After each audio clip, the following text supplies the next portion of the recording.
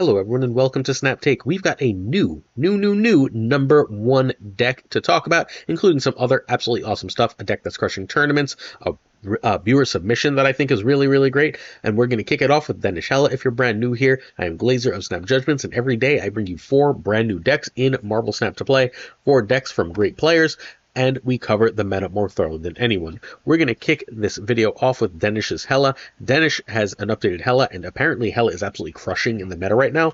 In 100 games, this one is over 60% win rate, and whenever Hela comes back, it's almost always Danish at the forefront of bringing the card back. He is the Hela one trick of the meta.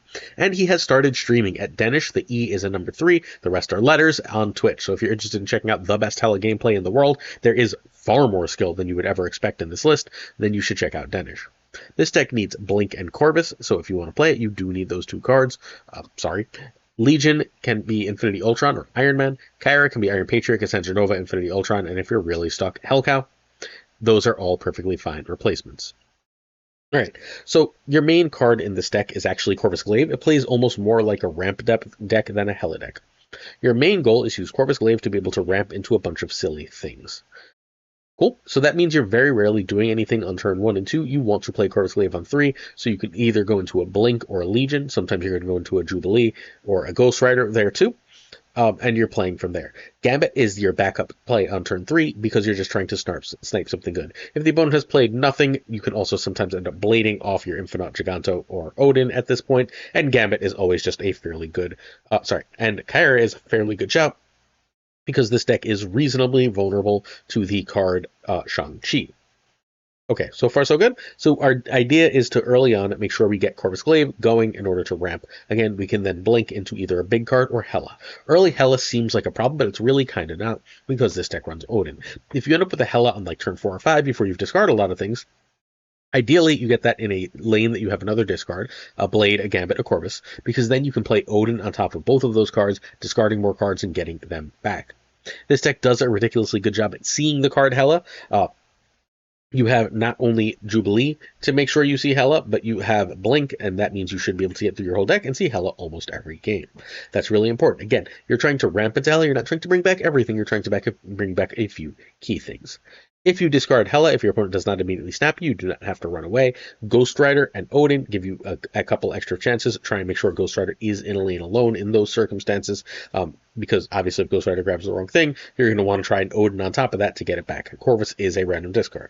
Jubilee helps you get Hela and is also very powerful at the end of the game, because you can do things like when you don't see Hela, play Gambit or Kyra into Jubilee in order to get the card. You can also Jubilee on turn 5.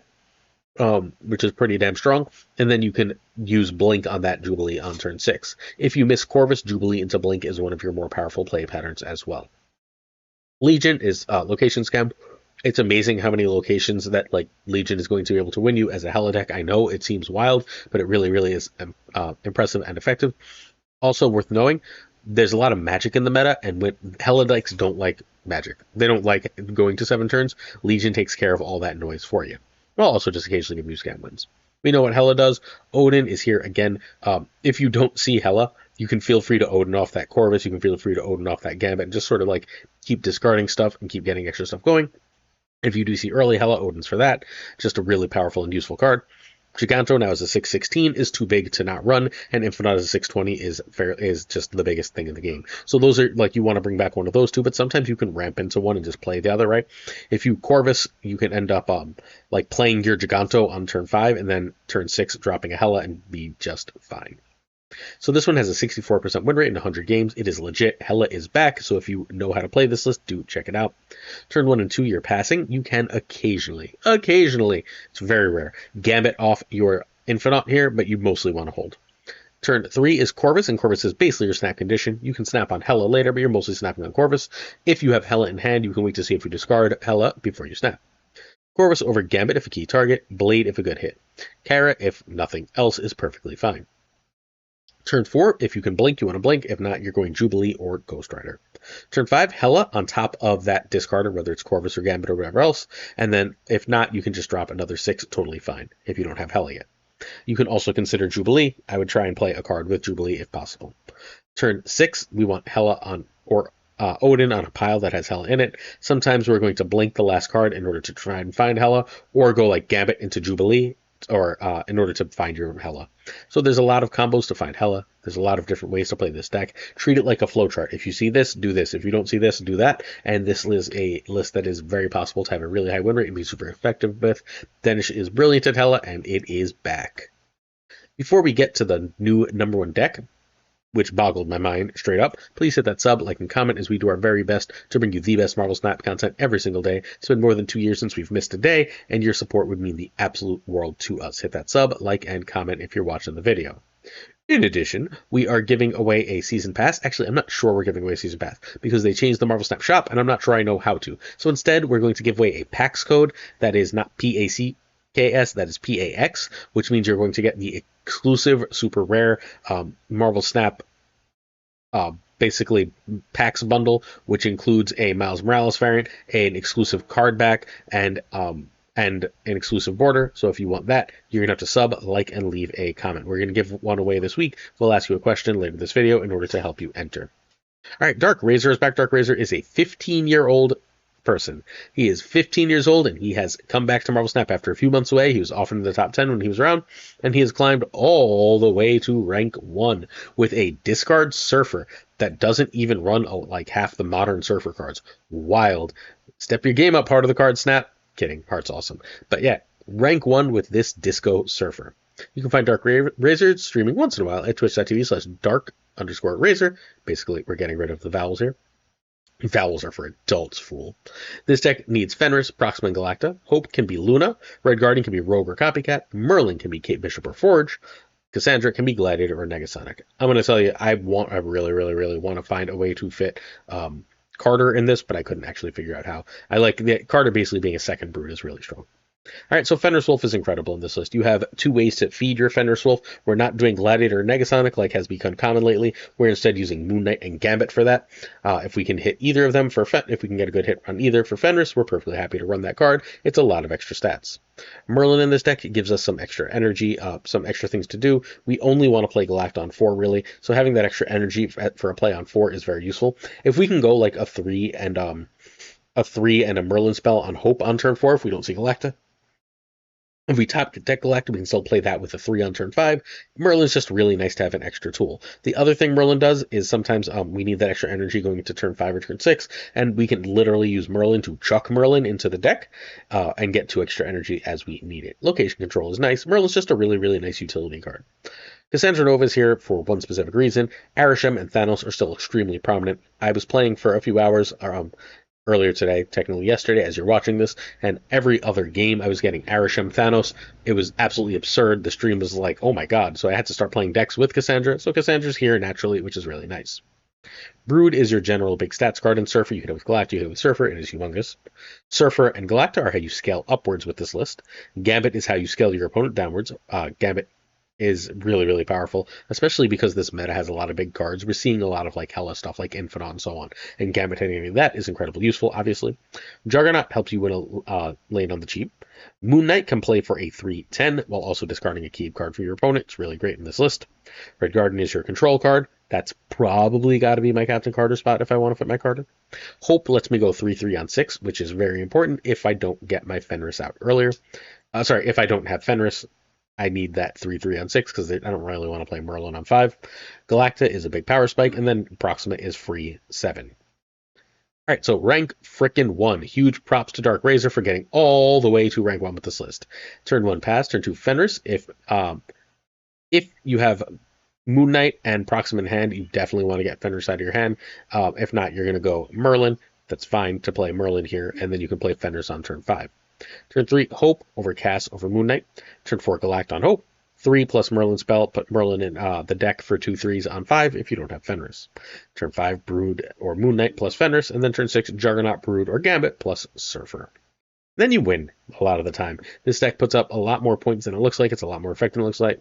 And congrats once more to Dark Razer, an absolute prodigy at Marvel Snap at 15 years old at rank 1. Before we go forward, please check out the stream at twitch.tv/post-OTA. I should be live for a lot of today. My son will be at my dad's. My wife will be away. So, sorry, excuse me. My son will be at my dad's, and my wife will be doing a big show, so I should be live for most of the day. If you're interested in coming to check out a stream, something like 2 p.m. Eastern for like 4 or 5 hours. So come hang out at twitch.tv/pulseglazer.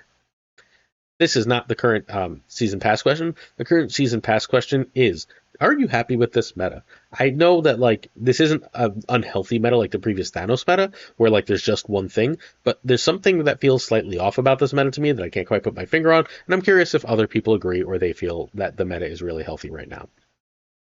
Next up, we got Dragon's BK deck. This is Dragono. I like to call him Dragono. He goes by Dragon, though. The O's are zeros. Dragon is a great streamer and a great tournament player and has created this really, really powerful Black Knight deck. This one felt incredible. I managed to lose quite a few games on variants, but this is super strong. You can find Dragon at twitch.tv/Dragono, and you can find a video for this on Tucker's YouTube, so this should be youtube.com/@Tucker. Tucker did cover this video yesterday because he had a lot of success with it too. I wanted to make sure you know about it because this is a powerful and relatively cheap deck. You only need Black Knight and Blink for it, although Surge, I guess you sort of need Surge or Luna, and the other is another Series 4 card in Jennifer Kale, so it's like not cheap, but it's not the most expensive thing in the world either. Black Knight is one of the keys to the deck. One of the best things that Sarah allows you to do in this list is you can end the game with a Shard and a Ghost Rider, bringing back like a Giganto and playing like a 16 power Shard. That's usually enough power to win the game, just as a general rule. You have 2 discard cards to feed Black Knight. Those are Blade and Lady Sif. Ideally, you see one of them. You can win without them, thanks to the card Blink, but otherwise it is tough. Surge gives you a little bit of ramp. You do want to try and get Sarah out early where possible. Sarah on turn 4 is incredible. That's what Luna and Surge do here. Cosmo is your protection card. Sometimes you are forced to drop a big card early. Cosmo can help protect that. Plus, with the return of cards like Hela, Juggernaut and Cosmo are incredibly powerful. If you only get the Shard or only get the Ghost Rider and don't have the other, you can win a lane with one of those and then win another lane with Juggernaut. Lady Sif is a discarder. Luna Snow is big stats that gets you Sarah early, or Blink early as the case may be, but it's also a very good card. Sometimes you're going to want a Giganto on turn 5, and you can do that as well. We've talked about Ghost Rider. Blink generally follows up Luna as a rule, but sometimes just like you'll play a Ghost Rider, right? You'll get something back on turn 4, or you'll have to on turn 4 end up playing like a Lady Sif or a Juggernaut. You won't have anything better to do, and then you can just blink it away and be totally fine. Giganto and Infinite are just the big things. The Giganto buff made this kind of deck happen, made the Hela deck return. It is very, very important in the meta. It was a very underrated buff. I told you it was going to be great, but it is a very underrated buff. So this one has a 63% win rate in 30 games for the Pirate King, Tucker. And it's also got 2 tourney wins, one for Dragon in one of Worm's tournaments, and one for Philip Rakovich, in the same tournament. Turn 1, we want Black Knight. Blade, when a 6-drop and Ghost Rider or Black Knight are in hand, is basically a thing you do whenever. Turn 2, Black Knight or Surge. Turn 3, Luna if Sarah. You can play Sif if you have a 6 with Ghost Rider or Black Knight over Cosmo. And then turn 4, Sarah or Ghost Rider Shard. You can also blink here. Turn 5, Sarah, Blink or Giganto. Turn 6, Rider and Shard or Jug, Cosmo stuff. You can also do Rider and Jug if you've got Sarah, Rider, and Cosmo, etc., etc., etc. This list is a beast. If you're struggling to hit Infinite, this is one of the first places I would look. I think this is absolutely crazy good into the meta. If you're worried about something like Mobius and you're not as worried about Shang-Chi, then Cosmo can easily become that card, and you can go to town that way. If you are interested in checking out, sorry, my mother is calling. I'll talk to her later. So if you are interested in checking out some streams from some of our friends playing these decks, please check out the stream team. Today is Saturday, so before I go live, Fafler Newman, if he's feeling better, hope you're better, my friend, will be live. And tomorrow, the great Obi Haved will be live at 1 p.m. Eastern. I don't think I'm going live tomorrow because it's got Father's Day plans all day. But if you are interested, come check out Fafler Newman today, and then check out Obi tomorrow if you want to watch a stream. Next up, we got DoomaLuma's Disco Ball. Have a little dance. DoomaLuma is one of the regulars on my Twitch streams, and he sent me this list that he was really proud of, and I played it on stream, and this list is really, really good. It turns out the Black Bolt Stature Moon Knight stuff is very disruptive and very powerful right now, and you're combining that with the already good Mercury Fenris Cannonball stuff. Now you have multiple ways to make that Fenris a really powerful card. Chef's Kiss, super powerful. DoomaLuma is the creator of this, sent me a message about this list. This deck needs Cannibal, Mercury, Fenris, and Gladiator. Cool. They are sort of a package at this point. Bob can be any good one, but you want stats, and Merlin can be Jennifer Kale or Surge. Extra ramp to get Black Bolt out early is not something to sneeze at for this list. Edgerbob is just decent stats, but at the end of the game, you like to have a 1-drop in this type of list that you can play with Cannonball. That's why Miles ends up in so many of these lists. So Hydrobob is a really good 1-drop to have.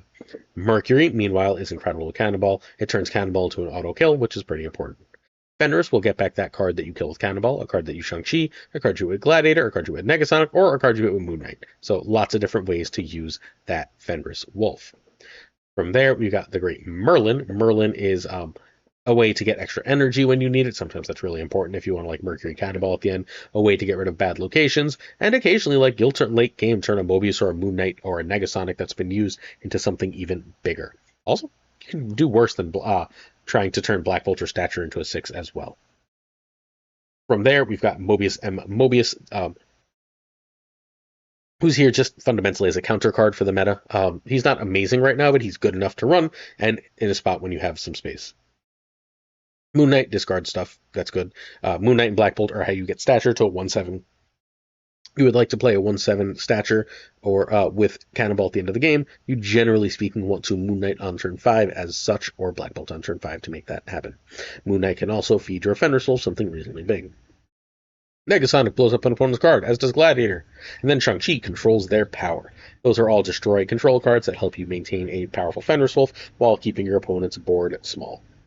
Black Bolt and Moon Knight keep their hand small, as you're able to attack them on multiple ways here. Black Bolt, again, decent stats, gives you a 1/7 stature. You end the game, Cannonball stature, get cubes. So, turn 1, we want Hydra Bob. Turn 2, Merlin equals Mercury. If you don't think you can fit Mercury in later, you're going to drop it now. If not, Merlin's good over Wolf. Turn 3, we want Gladiator over Mobius over Negasonic. Turn 4 is the same as 3. A 2/2 is fine if Black Bolt, Stature, or Cannonball. Black Bolt or Moon Knight and Fenris. So if you got Fenris out, you Black Bolt on turn 5. If not, you play Moon Knight and Fenris together, and you should be fine there. And then turn 6, Cannonball and Bob or Stature. This is like, I don't know, a descendant of Goon Knight. It's very strong and very worth doing. Props to DoomaLuma for coming up with what I think could genuinely be a meta deck. Give this a try. People won't know what you're doing. You're going to get extra cubes because of it. Turn to support on our Patreon Comethon. Thanks. I gotta say thank you to a bunch of people on Patreon. Thank you to our friend Big Bricks to Click, our patron of the month for like 2 months because we haven't had time to do a freaking stream of ration. Thanks to Abigail Giesland, one of the OGs. Mandatory Burnout, our friend Burnout. Regardless, it is a word. Always kind. LAB, Inc., the Graphite fan. Frostman, you sure are. Check him out on Twitch, please. Jota Navarrete. Prime Brian, check out the Prime Mind app. Ryan Burke, Berkey. Ryan Woodsnap, right on YouTube. Ren Wrench. Care Tixley, the King of Questions, Query, the King of Rudeness, Kazushi, killing it on ladder lately, Archangel 3K, that's 4Ks, baby. We got Black Dahlia, Perofros, the Goat Seeker Goatsy, and Code, our Alliance Leader crew. Although Burnout is chilling as an Alliance Leader elsewhere, as it are a few others like Philly. Hallowed, Only Fox. Hey Fox, haven't seen you around. Hopefully you're doing well. Shoot a message, please. Synth, hopefully you're doing well as well. Know you've been busy. Hopefully all that stuff you told me about is going well. Brett Nick, Absolute Shannon, how you doing, my friend? Stop by.